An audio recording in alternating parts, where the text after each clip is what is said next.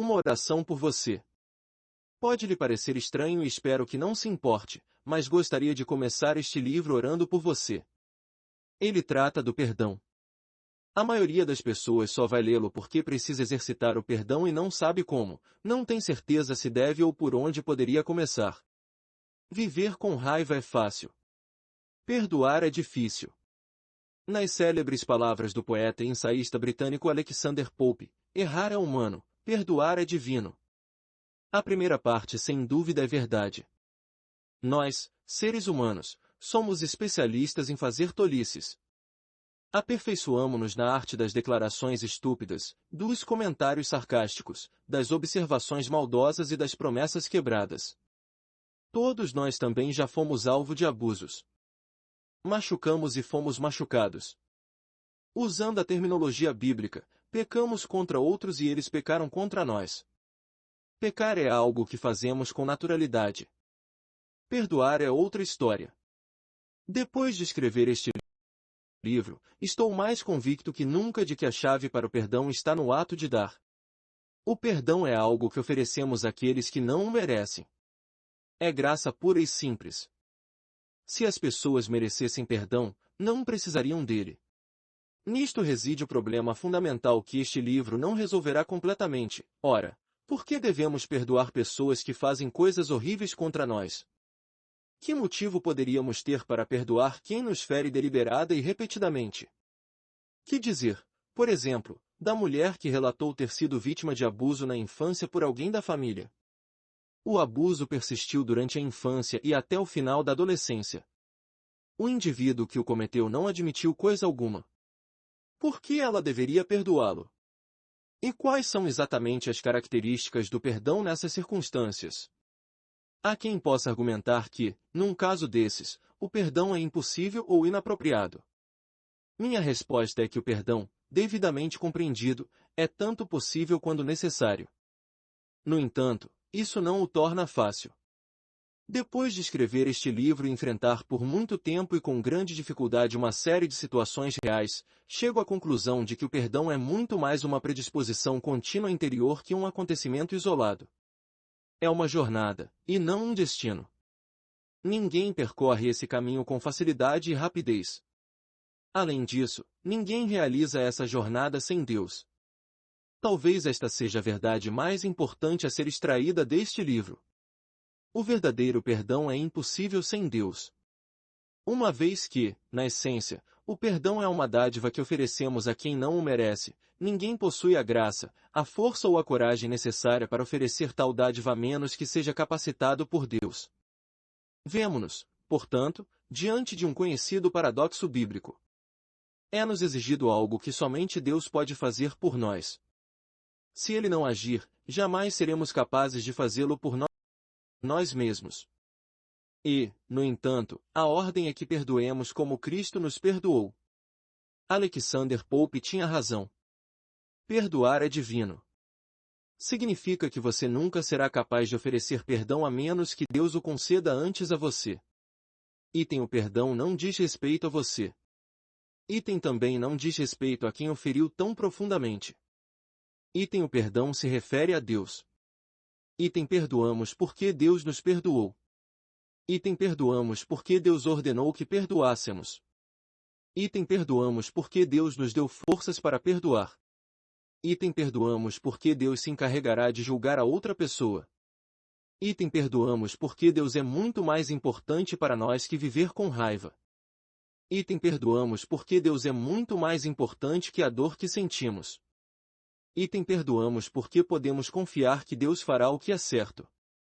Item: perdoamos porque Deus é Deus, e nós não. Assim, para perdoar, precisamos desesperadamente da ajuda de Deus. A realidade é radical e simples. Sem Deus, este livro de nada lhe servirá. Com Deus, ele pode mudar sua vida. A única coisa que prometo em relação a este livro é que ele é bíblico e resultante de experiências da vida real. Escrevo como pastor, não como acadêmico ou psicólogo. Quase todos os dias converso com alguém que está lutando com mágoas do passado e se perguntando o que deve fazer com elas. Ao conduzir essas pessoas de volta à palavra, conduzo-as de volta a Deus, a única fonte verdadeira de livramento. Tendo isso em mente, eis minha oração por você. Oremos, Pai, eu te agradeço pela vida de cada pessoa que se dispõe a ler este livro. Sei que minhas palavras por si não têm poder para mudar ninguém. Somente tu conheces os pensamentos e as intenções de cada coração. Somente tu podes transformar cada coração. Somente tu podes dispersar as nuvens de escuridão e desespero. Tu podes. Peço que abras os olhos do nosso ser interior para que a tua verdade seja recebida com alegria. Peço especialmente em favor daqueles que foram cruelmente maltratados e que talvez duvidem que o perdão definitivo é possível. Liberta-os, ó Senhor. Dá-lhes um coração capaz de crer em ti. Mostra-lhes o teu poder de livrá-los da ira, da amargura, da vingança e de um espírito crítico. Pai, peço que aqueles que lerem minhas palavras sejam conduzidos de volta à tua palavra. Ajuda-os a examinar as Escrituras Sagradas de modo a serem convencidos daquilo que tu disseste. Que eles possam ser protegidos dos ataques do maligno, que deseja mantê-los sob o jugo da escravidão por meio de um espírito rancoroso. Que a dúvida, as distorções, o engano e o desânimo sejam substituídos por liberdade, livramento, certeza e paz interior profunda. Que o teu Espírito conceda neste momento coragem àqueles que acreditam que jamais serão capazes de perdoar. Mostra-lhes um caminho melhor. Que tu possas derramar a tua graça generosamente, a fim de serem sobrepujados por ela e conquistados por tua bondade. E agora, rogo-te por mim e por todos que lerem este livro, que, juntos, possamos nos tornar exímios perdoadores. Não podemos fazer isto sem ti, Senhor, mas contigo tudo é possível. Que tu sejas glorificado em nós pela graça que estendemos àqueles que nos feriram. Este é o grande milagre que pedimos. Realiza esta obra, ó Senhor. Esta é nossa oração. Em nome de Jesus, amém. Rei, você já pensou em pregar sobre perdão? Quem me fez esta pergunta foi George Tace. Minha resposta foi imediata. Não, jamais me havia ocorrido pregar sobre perdão. Ao longo dos anos, havia mencionado em vários sermões a nossa necessidade de perdoar, mas nunca dediquei uma série de pregações a esse tema. Você precisa ler o livro de Rua T. Kendall chamado Perdão Total e depois, deve pregar sobre esse tema para sua congregação. George Tace foi diretor executivo do Ministério Internacional para Jovens chamado Palavra da Vida. Tivemos essa conversa quando passei uma semana pregando num encontro desse ministério, na Flórida. As pessoas vivem me recomendando livros, mas, na maioria das vezes, acabo não lendo. George Tace, porém, é o tipo de pessoa que pensa duas vezes antes de sugerir alguma leitura. Ele me contou que estava recomendando esse livro para outros e que ele mesmo vinha pregando sobre o tema em várias igrejas e causando grande impacto. Capítulo 1. Curando a dor imerecida. Quando aprendi a perdoar, foi como se alguém tivesse tirado uma tonelada de cima de meus ombros. Assim, aceitei a recomendação e descobri que se tratava de um livro poderoso e persuasivo. No primeiro capítulo, o pastor Kendall fala de uma ocasião em que alguém muito querido próximo dele o magoou profundamente. Não diz exatamente quem foi nem o que aconteceu, mas apenas que a dor foi intensa e que deixou uma ferida profunda, pois, até então, ele havia considerado a pessoa em questão um pai. A raiva dominara Kendall. Por fim, conversou sobre o problema com Joseph Tson, um pastor romeno. Depois de dar todos os detalhes sórdidos daquilo que o suposto amigo lhe fizera, fez uma pausa na esperança de ouvir o pastor Tson dizer: RT, você tem motivos de sobra para estar com tanta raiva. O que lhe aconteceu foi horrível. Mas não foi o que ele disse. Depois de ouvir o relato, Joseph Tson apenas respondeu: você precisa perdoá-lo completamente. O pastor Kendall ficou tão estarrecido que começou a contar a história toda de novo, dessa vez com mais detalhes. Joseph Tson interrompeu a narrativa com palavras que acabariam mudando a vida de Rua T. Kendall. Você precisa perdoá-lo completamente. Liberte-o e você será liberto. Tão logo terminei de ler o livro, decidi pregar sobre o tema em minha igreja. A reação me surpreendeu. Em 26 anos de pastorado, em momento e em lugar algum uma série de sermões gerou o tipo de reação causada pela série de pregações sobre perdão. Posteriormente, preguei essas mesmas mensagens em congressos cristãos por todo o país.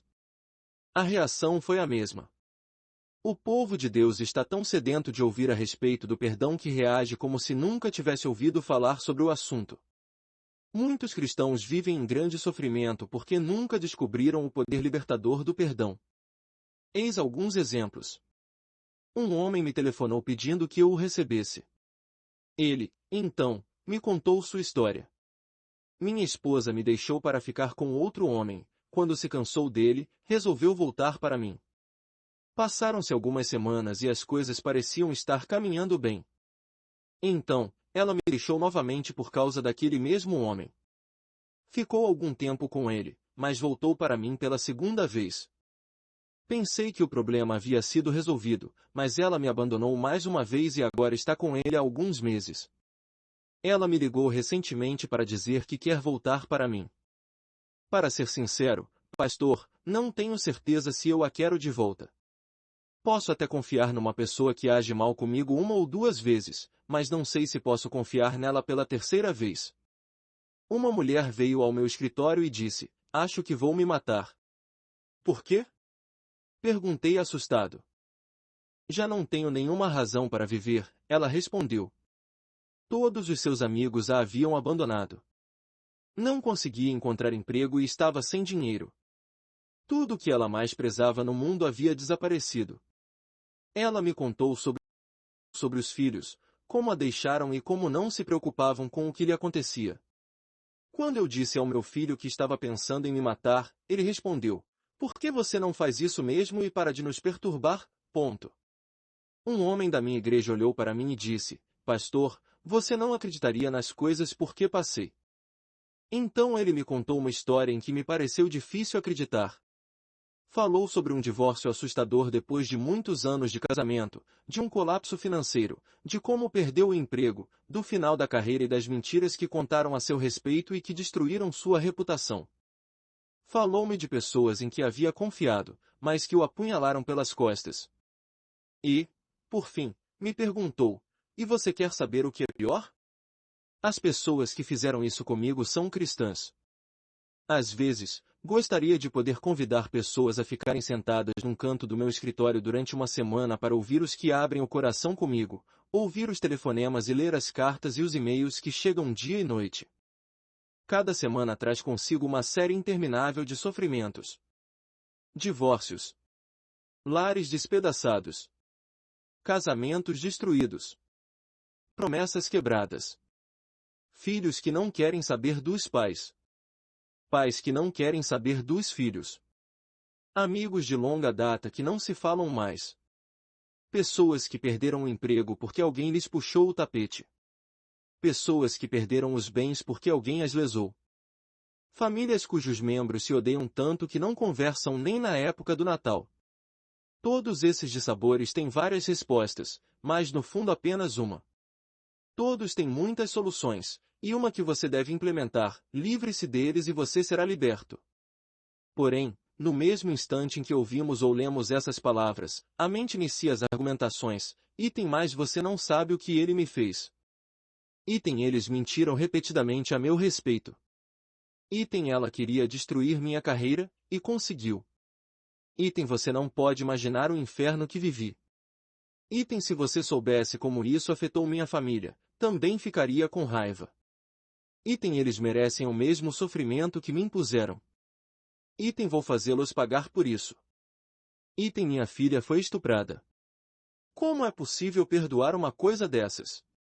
Item sofri abuso sexual de um clérigo. Como é possível perdoar uma coisa dessas? Item nunca vou perdoar essas pessoas. Nunca. C. S. Lewis comentou acertadamente, todos consideram o perdão uma ideia muito bonita até precisarem perdoar alguém. Para entender a mensagem do perdão, devemos responder algumas perguntas preliminares. Perguntas acerca do perdão. Por que precisamos perdoar? Se você conhece um pouco da história da Igreja, com certeza sabe que Martinho Lutero, antes de se tornar o pai da Reforma Protestante, era clérigo católico. Como parte do preparo acadêmico, passou vários anos estudando grego, hebraico, latim, os escritos dos pais da Igreja e as doutrinas da Igreja Católica Romana. Para todos os efeitos, ele era um homem brilhante, devoto e muito dedicado aos estudos. No entanto, sua alma se encontrava profundamente perturbada. Pesava sobre ele uma sensação constante de que seus pecados não haviam sido perdoados e sentia o julgamento de Deus esmagando como um fardo enorme que ele não conseguia levantar. O fato de ele ser padre só piorava as coisas. Não importava o que fizesse, nunca se sentia convicto do perdão de seus pecados. Aflito, Lutero foi a Roma na esperança de encontrar respostas, mas voltou ainda mais desesperado. Vários anos depois, enquanto estudava o livro de Romanos, ele se deparou com a seguinte frase: "O justo viverá por fé". Romanos capítulo 1 verso 17. Aos poucos, seus olhos foram abertos e ele viu com clareza que Deus não nos perdoa pelo que fazemos, mas única e exclusivamente com base naquilo que Jesus fez por nós quando morreu na cruz e ressuscitou dentre os mortos. Lutero chamou essa verdade de porta para o céu. Com isso, não é de surpreender que ele tenha considerado a frase, "creio no perdão dos pecados", o artigo mais importante do credo apostólico.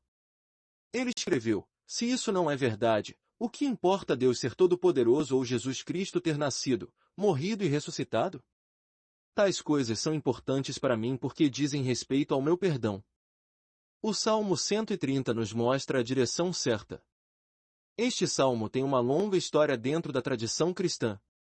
É denominado Profundezas, extraído do versículo 1, que diz: "Das profundezas clamo a ti, Senhor." O salmo todo ensina que jamais seremos capazes de nos restaurar, pois nos faltam os recursos interiores para resolver nossos problemas. Esse conceito se contrapõe às ideias de personalidades famosas como Oprah Winfrey e Dr. Phil e inúmeros outros gurus da autoajuda segundo os quais a resposta está dentro de nós. A Bíblia diz exatamente o contrário: o problema está dentro de nós. A resposta está fora de nós. Enquanto você insiste que pode resolver seus problemas, eles só pioram. Quando, por fim, diz: "Senhor, ajuda-me, por favor. Não sou capaz de fazer isso sozinho." Você se torna um excelente candidato à salvação.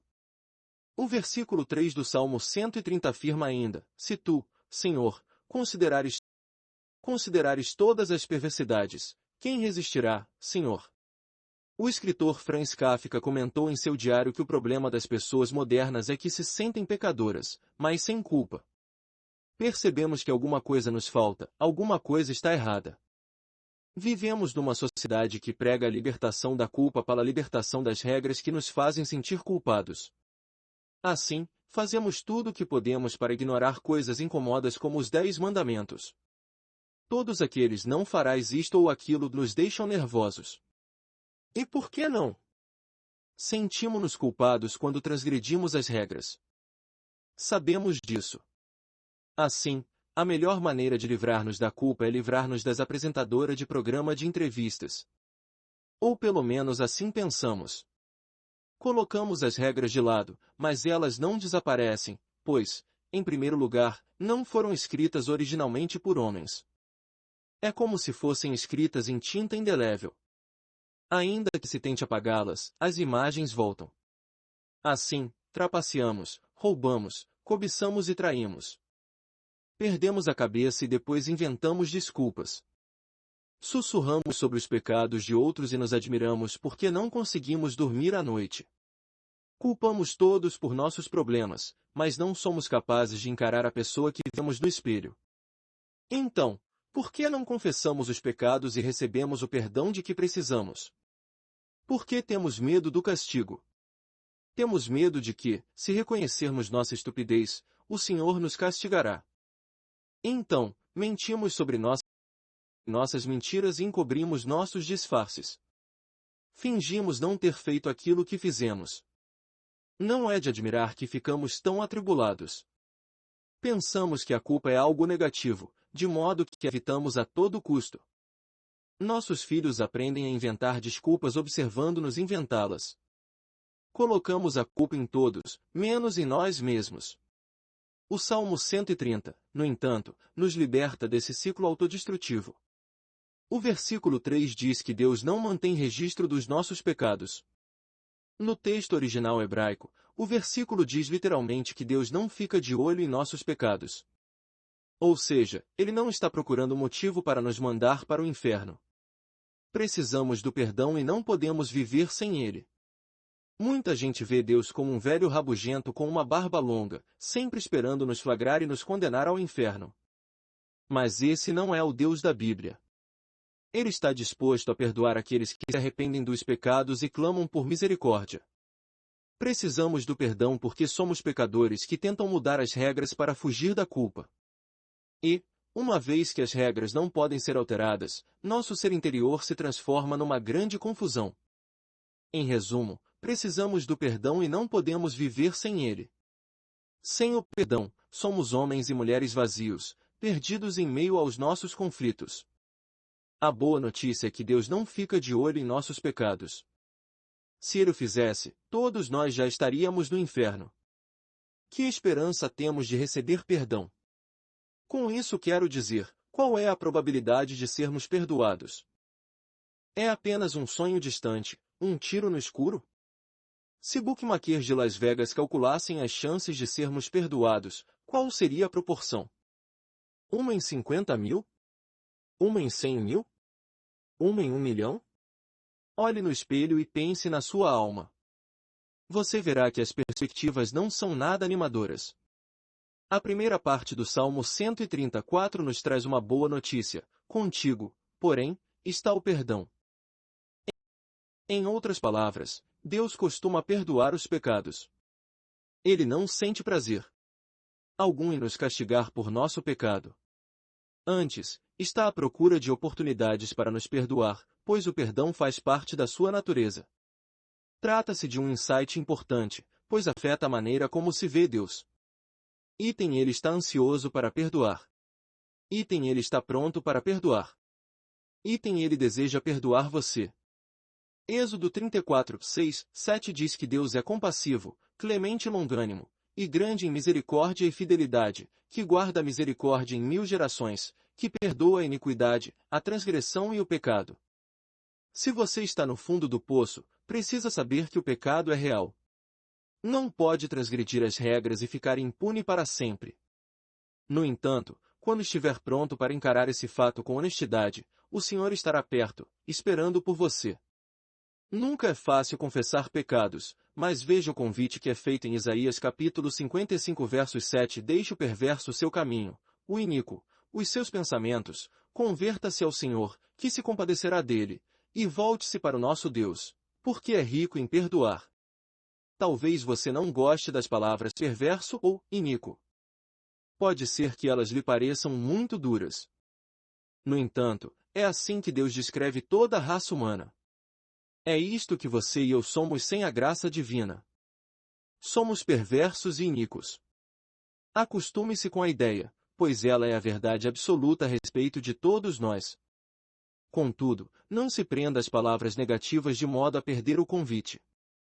Volte-se para o Senhor e encontrará misericórdia e perdão. Imagine duas portas, cada uma com duas palavras inscritas no alto. Primeira porta, perversidade e iniquidade. Segunda porta, misericórdia e perdão. De qual porta você gosta mais?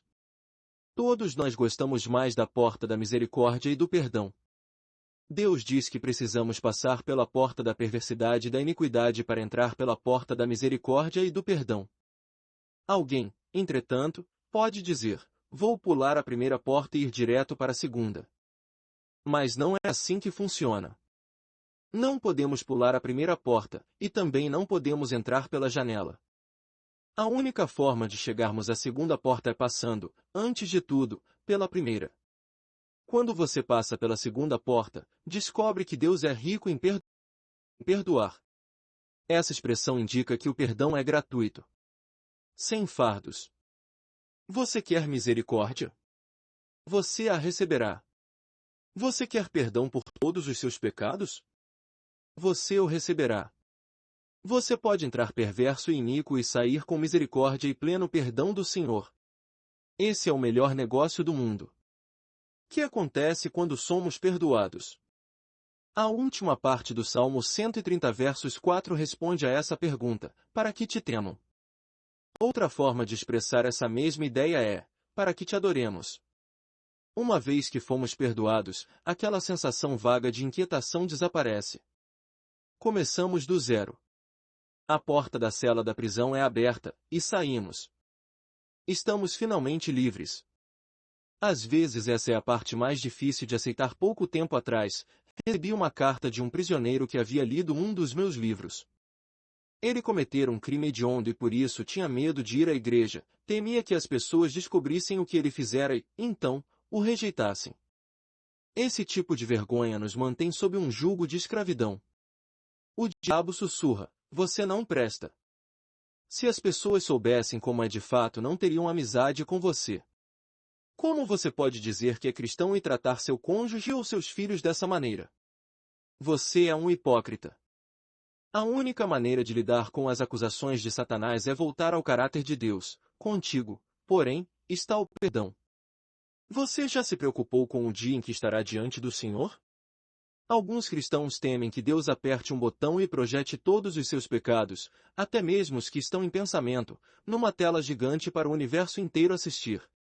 Temos medo de que nossas palavras e atos desprezíveis, todos os nossos pecados secretos sobre os quais ninguém mais sabe e todos os nossos pensamentos tenebrosos e cheios de raiva, lascívia, orgulho, ódio, fúria e cobiça sejam apresentados para milhões de pessoas. Como poderíamos suportar esse momento? E como Deus poderia nos receber em seu reino depois dessa demonstração pública da nossa depravação? Na Bíblia existem 4 palavras distintas para perdão, 3 em hebraico e 1 em grego. O primeiro termo em hebraico significa cobrir, como quem cobre a sujeira no chão com um tapete. O segundo quer dizer erguer e remover, semelhantemente ao que ocorre ao remover a mancha de um tapete. O terceiro significa limpar o registro. O quarto quer dizer soltar ou mandar embora, como um presidiário quando é solto e deixa a penitenciária. Quando juntamos essas palavras, temos um retrato vívido do perdão. Deus cobre nossos pecados, remove a mancha de nosso ser interior, limpa o nosso registro pessoal e, então, nos tira da prisão da culpa para vivermos em liberdade. Se o Senhor mantivesse um registro dos pecados, se olhasse para eles, quem poderia suportar? Ninguém. Estaríamos todos condenados. Esse é o cerne do Salmo 130. Clamamos das profundezas da vergonha e da culpa, e Deus diz: tenho boas notícias, em mim está o perdão. A Bíblia usa várias imagens para descrever como Deus trata nossos pecados, e tem ele dissipa como uma nuvem densa, Isaías capítulo 44 versos 22. Item ele se esquece e não se lembra mais deles, Jeremias capítulo 31 versos 34. Item ele os lança para trás de si, Isaías capítulo 38 versos 17. Item ele os sepulta nas profundezas do mar, Miqueias capítulo 7 versos 19. Item assim como o Oriente está longe do Ocidente, assim também ele tira para longe de nós nossas transgressões, Salmo 103 versos 12. Quando Deus perdoa, ele esquece os nossos pecados, limpa o registro e apaga a fita para que, ao apertar o botão, não apareça coisa alguma na tela gigante do céu. Nossos pecados são perdoados, esquecidos, removidos, sepultados e apagados. Nunca poderão voltar a nos condenar. Deixe que essa ideia tome conta de sua alma e você jamais será o mesmo. Mas como isso é possível? Como Deus é capaz de nos perdoar? Por que Ele não olha para os nossos pecados? Eis a resposta. Muito tempo atrás, Deus fixou o olhar na cruz de seu Filho, o Senhor Jesus Cristo. Quando somos honestos o suficiente para reconhecer nossa perversidade e nossa maldade, um rio de misericórdia flui da cruz de Cristo cobrindo com seu sangue os nossos pecados. Descobrimos, num momento esplendoroso, que em Deus há perdão. Por que devemos perdoar? Pense nas seguintes palavras proferidas por nosso Senhor: não julgueis e não sereis julgados, não condeneis e não sereis condenados, perdoai e sereis perdoados. Lucas capítulo 6 versos 37. No Sermão do Monte, Jesus se expressou claramente, porque, se perdoardes aos homens as suas ofensas, também vosso Pai Celeste vos perdoará. Se, porém, não perdoardes aos homens as suas ofensas, tampouco vosso Pai vos perdoará. Mateus capítulo 6 versos 14 e 15. O apóstolo Paulo coloca o perdão num contexto ligeiramente distinto em Efésios capítulo 4 versos 32 antes, sede uns para com os outros benignos, compassivos, perdoando-vos uns aos outros, como também Deus, em Cristo, vos perdoou. E faz uma declaração semelhante em Colossenses capítulo 3 versos 13 suportai-vos uns aos outros, perdoai-vos mutuamente, caso alguém tenha motivo de queixa contra outrem. Assim como o Senhor vos perdoou, assim também perdoai vós. Quando Pedro, um homem que conhecia por experiência própria o valor do perdão, escreveu sua primeira epístola, resumiu o perdão da seguinte maneira: acima de tudo, porém, tende amor intenso uns para com os outros, porque o amor cobre multidão de pecados. 1 Pedro capítulo 4 versos 8. Outra maneira de expressar essa verdade se encontra no capítulo do amor, 1 Coríntios capítulo 13. Ao descrever a maior virtude, Paulo afirma que o amor não se exaspera, 1 capítulo 13 versos 5. Essa frase curta merece uma investigação mais profunda. Em A Mensagem, Eugene Peterson sugere a seguinte tradução: o amor não fica na marcação do pecado alheio. Isso porque o amor tem péssima memória. Ele encontra uma forma de esquecer os pecados alheios. Por fim, a maior declaração e a mais profunda sobre esse assunto na Bíblia toda, o exemplo mais excelente, puro e elevado de perdão, vem do próprio Jesus. Quando estava padecendo na cruz, condenado à morte por homens perversos que tramaram seu assassinato e usaram falsas testemunhas para declará-lo culpado, ao olhar para a multidão reunida a seu redor, que clamava e aplaudia seu sofrimento, Jesus, o Filho de Deus, aquele que não conheceu pecado algum, o único homem verdadeiramente inocente a viver neste mundo amaldiçoado pelo pecado, proferiu palavras que ainda ecoam através dos séculos. Pai, perdoa-lhes, porque não sabem o que fazem. LC 23 horas e 34. Essas palavras cheias de sofrimento acabam com qualquer desculpa esfarrapada que possamos inventar. Revelam a aridez do nosso coração, trazem à luz nossa raiva injusta e mostram nossa verdadeira natureza. Muitos dizem, se ao menos as pessoas que me feriram demonstrassem algum remorso, algum arrependimento, então talvez eu pudesse perdoá-las. Mas isso raramente acontece, e usamos a inércia dos outros como desculpa para dar continuidade à amargura, à raiva e ao desejo de vingança. Pense em Jesus na cruz. Ninguém ao seu redor parecia muito arrependido. Enquanto ele proferia essas palavras, a multidão ria, escarnecia, aplaudia e o ridicularizava.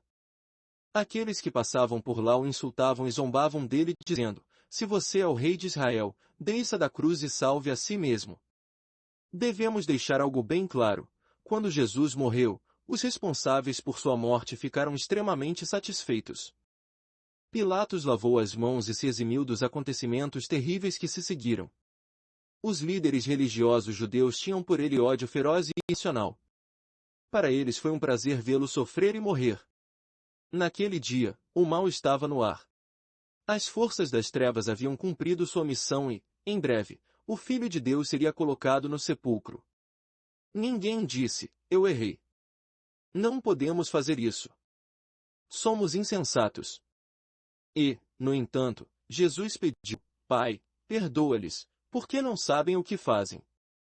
É exatamente isso que devemos dizer se quisermos seguir Jesus.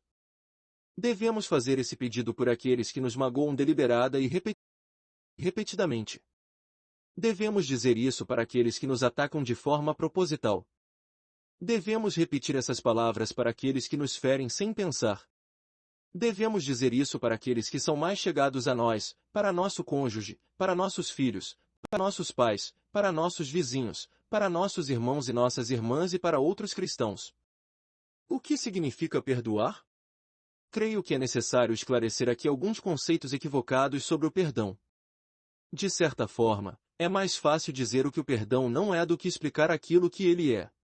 Esses conceitos errados são importantes porque, às vezes, Ao afirmarmos que não podemos ou não queremos perdoar, na verdade estamos nos referindo a qualquer coisa que não ao perdão bíblico. Deixe-me fazer uma relação parcial daquilo que o perdão não significa. Item não significa provar o que uma pessoa fez. Item não significa fingir que o mal nunca foi feito. Item não significa inventar desculpas para o mau comportamento de outros. Item não significa justificar o mal para que o pecado se torne, de algum modo, menos pecaminoso. Item não significa fazer vistas grossas para o abuso. Item não significa negar a tentativa de outros de feri-lo repetidamente.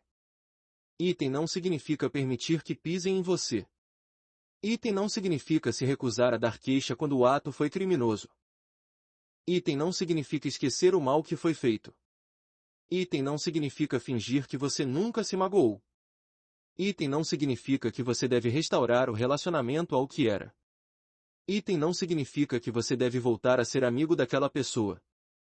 Item não significa que deve haver reconciliação total, como se nada tivesse acontecido.